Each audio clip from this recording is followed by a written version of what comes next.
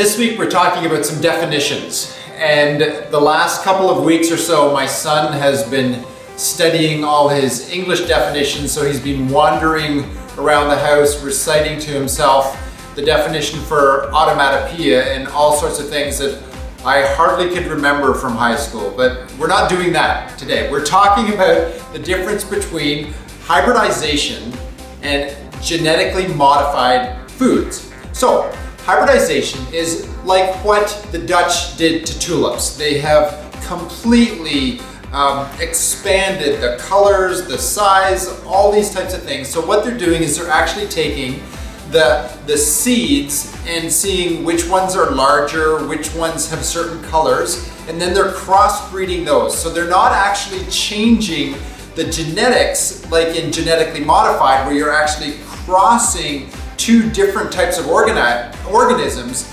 but you are slanting the genetics in a certain way.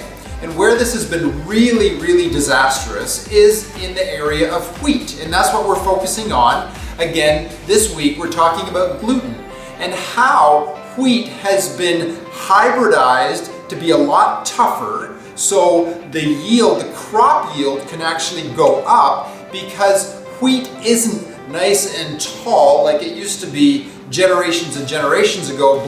Now it's short, stubby, it can handle, pretty nasty weather, and the farmers can still harvest it. So they're not going to lose money on a windstorm coming in and destroying their crop. So that's a very practical thing, but they've made it extremely tough on the body to digest by hybridizing it.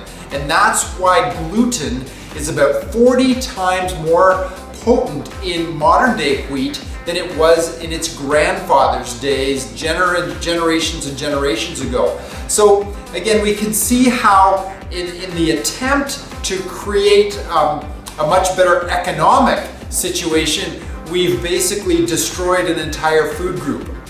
We see that with dairy, we see that with other food groups as well, and our body really looks at this now as a foreign substance because it doesn't recognize the changes that have happened. In this case, it's the actual protein that's in wheat, and so it's become this almost like allergic reaction because our body doesn't know what to do with it. So that's the difference between hybridization and then the genetically modified, which is a whole nother beast. If you want to know more about genetically modified, we've got some videos in our lending library that you're welcome to borrow. So that's Grow Your Brain this week.